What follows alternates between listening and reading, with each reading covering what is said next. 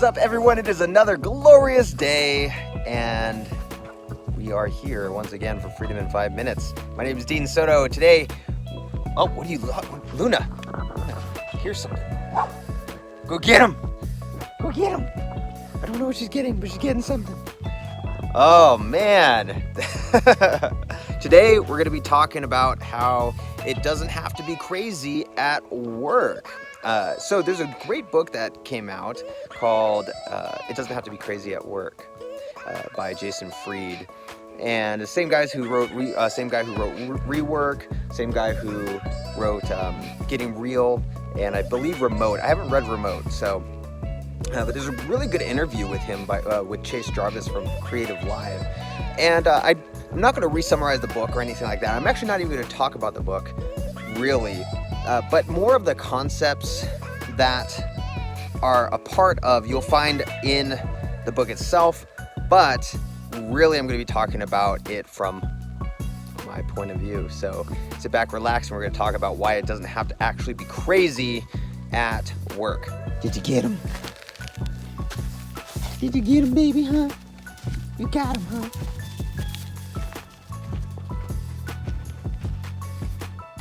All right, so tip number 1 is do meaningful work. If you're an employee, it's very different than a business owner. We're going to be talking mainly to business owners right now because they're actually able to change a lot more things, but they also have a harder task, right? What's the harder task? You've already set your company culture, right? And so that makes things a little bit harder sometimes. But here's the deal when it comes to doing meaningful work. What is meaningful work?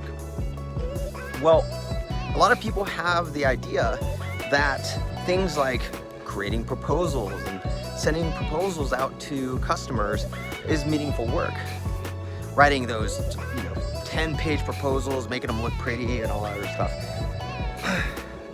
They might be even going back and forth on design ideas with your customer. It might be copywriting, sales copywriting, all those things. A lot of the times that is meaningless work. And you're probably thinking, what? Dean, how dare you? That is everything I do every day. And what about my lead designer? She's going to absolutely hate me. Well, I don't mean that it's always meaningless. I mean that there are plenty of things within that particular job description that the tasks that are happening that are meaningless, okay? And it's something that it's almost like rust. You have that beautiful shovel outside, or you have that beautiful bike that you just bought, and you left it outside one night, and that wasn't too bad. But then the next day, you start seeing slowly rust. Luna, no. You start seeing rust all over the place, right? Well, same thing when it comes to meaningless tasks. So for the copywriter who's always writing the same type of sales letter, you don't have to do that. You can even use like software called Scriptall and utilize something like that, and then use something like that and have a virtual systems architect or somebody, just a normal employee off the street, use a process to fill in the blanks. Design, t-shirt design, things like that, going back and forth, at least not the initial design, but the back and forth, any fixes and things like that can be done by somebody else who doesn't even have a design background a lot of the time. It can be turned into another type of process. So all of these things, sending proposals is like one of those, like people for whatever reason think, oh, I gotta send these proposals. No one can do these proposals except for me or somebody who I'm paying $200,000 an hour or $200,000 a year. There's no way someone could do these proposals. They're massive 50-page proposals and blah, blah, blah, blah, blah, blah, blah. Even that is meaningless work, because there are plenty of times where I've had customers who have their own employees do proposals who have no experience with it whatsoever because of the system. Okay, so what is meaningful work? Meaningful work is innovative work. It's work that sells, It's work that sells something, creates something of value, a product, a service. It can be even something where it's improving employee morale and the like, right? It is something that is making the business better. For example, there are VSAs that we have who work for other clients that will improve the hiring process. They'll say, hey, you know, we're doing it this way, but it would actually be easier to do it this way. That's an improvement. That's valuable work, right? They have the space to do that. It might be something where they're getting new clients. They're figuring out new ways to lead generate. A whole bunch of different opportunities once they have the space. If you have the space, your employees have the space, it creates the ability to add value. So number one is doing meaningful work.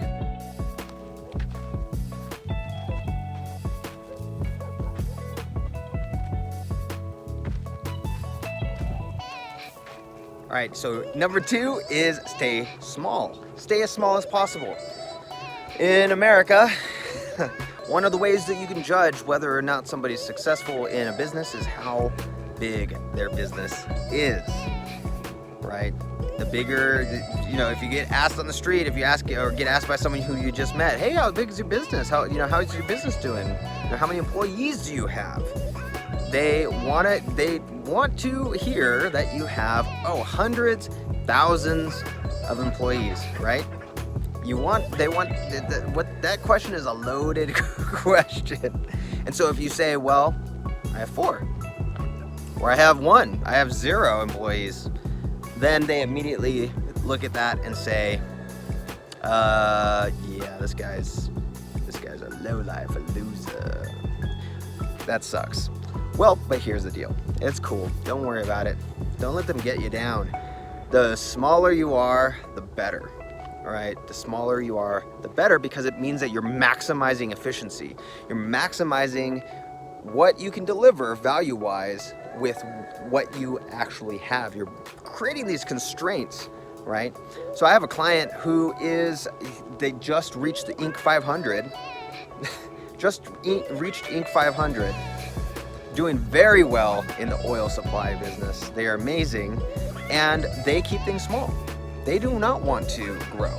They do not want to move to grow into this behemoth of an organization. In fact, they are the only organization in their industry where right now they're a husband and wife team. They have a few drivers and a few salespeople. That's it. But the next competitor up, which they're close to it, the next competitor up is like hundreds, if not thousands, of employees. Okay, and they don't do nearly as much with as little, and so it's interesting because now this client he's able to do so much more. He's able to do so much more. Flexibility-wise, he's able to take on the clients that he wants. He's able to make fast moves. He's able to take time off with his family.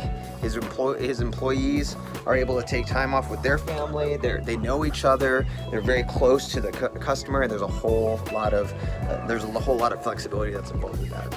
And so, that being said, the smaller you can stay, the better.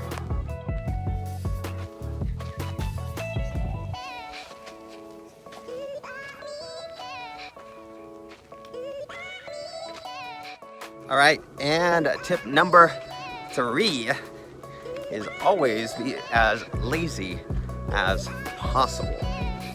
And that sounds completely antithetical from the work perspective in America, right?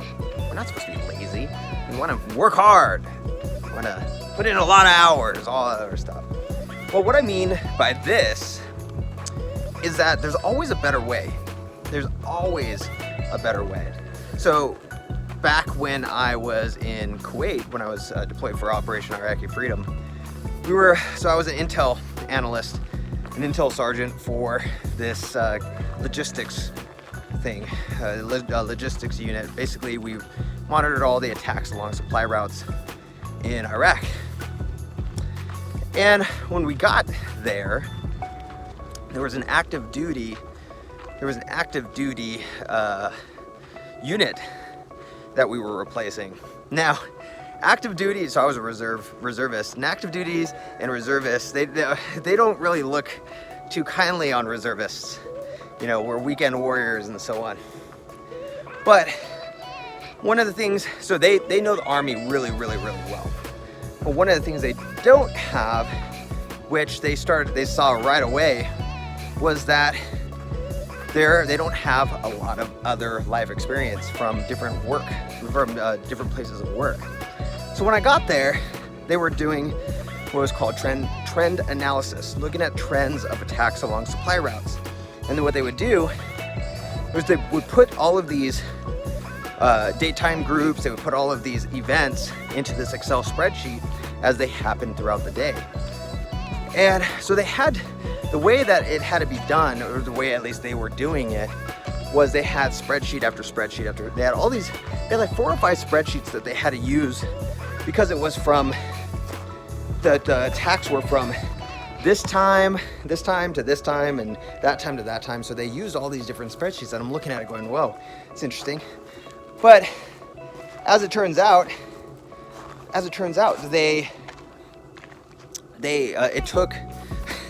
took about 3 or 4 hours. So it took the latter half of the day, every day, to put in all of this data and to use all the spreadsheets, and then you put the spreadsheets together, and then you utilize that to make this graph that we would use to present to the general at the end of the week.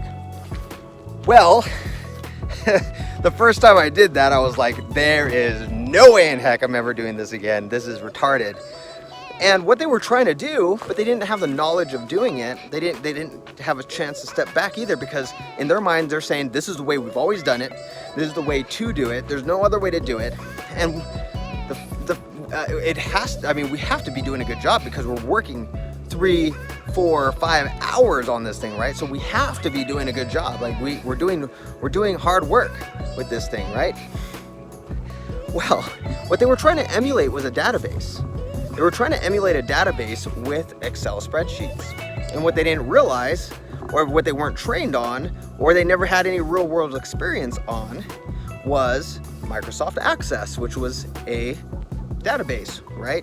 So there's obviously MySQL, there's a whole bunch of different databases and so on. However, they didn't know that. They didn't know any of this. And they didn't know that that's what they were trying to emulate and use. And so, all that being said, I sat down, I was like, there's no way in hell I'm doing this ever again. I'm creating a Microsoft Access database, created that database, and the cool thing was that the work went down from 3 to 4 hours to 15 minutes every day. 3 to 4 hours to 15 minutes every day. And I even had it to where, like, I could put in the date time group, and it would take all of the information, put it into the database and everything automatically. And then from there, you could actually just press a button, and it would create a chart, like a spreadsheet, a PowerPoint chart presentation for you automatically. And so it made it even faster and faster and faster. But the fact was, they were working really hard. They were doing 3 to 4 hours a day, but because they weren't being lazy, they didn't have the idea of, there has to be a better way of doing this. Rather than doing this over and over again, there has to be a better way. That sense of laziness, that inherent sense of laziness, allowed somebody with a different mindset, somebody with different capabilities, somebody who was able to step back and go, hey, is there a better way of doing this, to take something down from 3 to 4 hours down to 15 minutes. 15 minutes, no joke, it was 15 minutes. It was awesome. We got to do a lot of other stuff other than that damn trend analysis thing. So step away, be lazy, and be okay with the idea that there is a better way.